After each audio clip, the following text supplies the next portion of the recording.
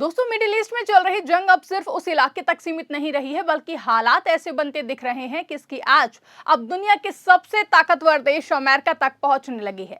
एक तरफ कुवैत के इंटरनेशनल एयरपोर्ट पर ईरान के ड्रोन हमले से हड़कंप मच गया है, तो वहीं दूसरी तरफ अमेरिका के टेक्सास में एक बड़ी तेल रिफाइनरी में भयंकर धमाका और आग कई सवाल खड़े कर देती है कि क्या ये दोनों घटनाएं एक दूसरे से जुड़ी हुई हैं। क्या जंग अब नई दिशा ले चुकी है? आज इन्हीं सवालों पर अपनी इस स्पेशल रिपोर्ट में करेंगे चर्चा। नमस्कार, मैं आकांक्षा और आप देखना शुरू कर चुके हैं 4 PM news network.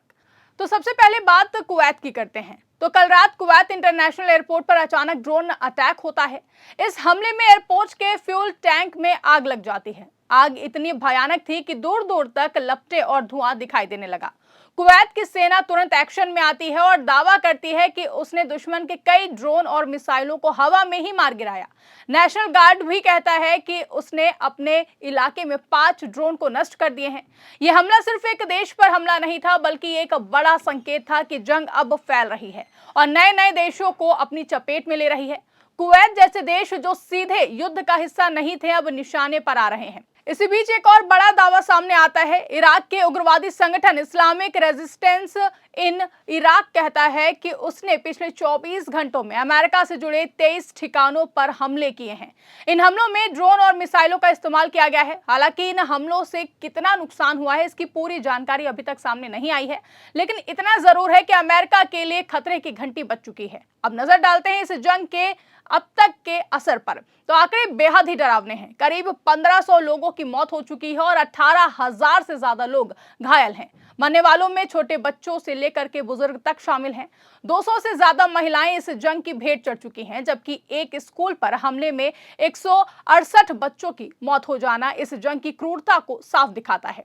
Health workers तक सुरक्षित नहीं है। 55 घायल हुए हैं, जिनमें 11 की मौत हो चुकी है। दोस्तों, ये आंकड़े सिर्फ नंबर नहीं है, बल्कि ये बताते हैं कि जंग की असली कीमत आम लोग चुका रहे हैं।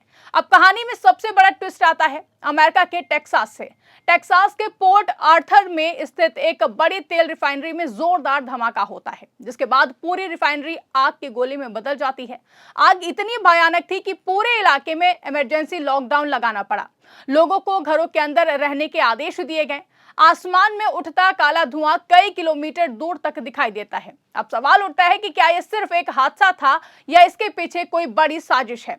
यही वो सवाल है जिसने इस हादसे को और भी ज्यादा गंभीर बना दिया है, क्योंकि ये धमाका ऐसे समय में हुआ है जब अमेरिका और ईरान के बीच जंग अपने चरम पर है और ईरान पहले ही चेतावनी दे चुका है कि अगर उस पर हमला हुआ तो वो पलटवार जरूर करेगा, चाहे वो कहीं भी क्यों ना हो। आज सत्ता की आंखों में आंखें डालकर पत्रकारिता करना मुश्किल हो गया है। हमारे 4 PM नेशनल यूट्यूब और फेसबुक चैनल को, जिसे आपका प्यार और विश्वास हमेशा से मिलता रहा है, उसे बंद करके सरकार ने यह साबित कर दिया है कि वो आपके सवालों से कितना डरती है। मुश्किल दौर है, लेकिन हम ना रुके थे और ना ही रुकेंगे। हम सच के लिए हमेशा लड़ते रहेंगे। ऐसे में 4 PM यूपी को ज्यादा से ज्यादा ज्वाइन करें और स्वतंत्र पत्रकारिता को जिंदा रखने के लिए जितना हो सके उतना हमारा आर्थिक सहयोग करें।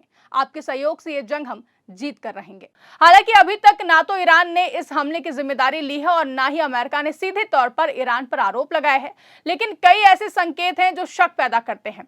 चश्मदीदों का कहना है कि आग लगने से पहले जोरदार विस्फोट हुआ था, यानी ये सिर्फ तकनीकी खराबी भी नहीं हो सकती है। अब सबसे अहम सवाल है कि अगर ये हमला था तो कैसे हुआ। तो इसे लेकर विशेषज्ञ मानते हैं कि इतनी दूर से अमेरिका पर सीधे मिसाइल हमला करना आसान नहीं है। ईरान और अमेरिका के बीच दूरी लगभग 10,000 किलोमीटर से ज्यादा है। अगर मिसाइल दागी जाती है तो अमेरिका के रडार सिस्टम उसे पकड़ लेते, इसलिए मिसाइल से हमला होना लगभग नामुमकिन माना जा रहा है। लेकिन ड्रोन यही वो हथियार है जो इस पूरे मामले को मिस्टीरियस बनाता है।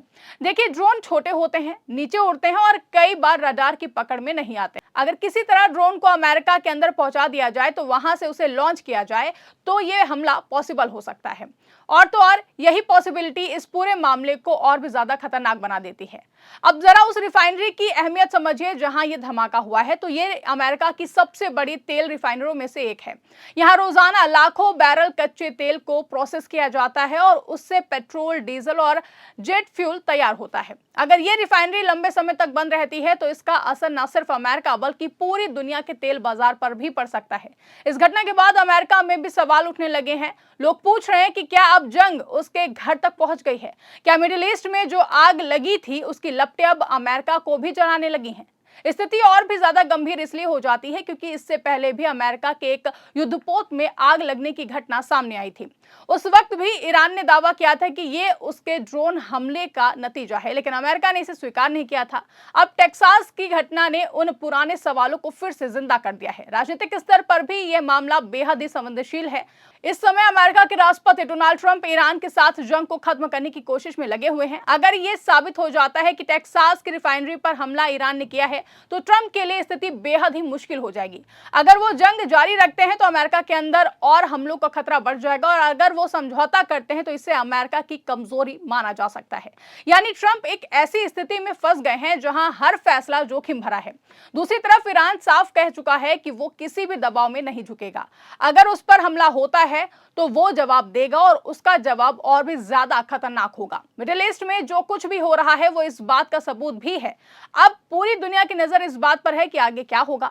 क्या ये सिर्फ एक चेतावनी है या आने वाले समय में और भी बड़े हमले देखने को मिल सकते हैं? क्या जंग अब ग्लोबल लेवल पर फैलने वाली है?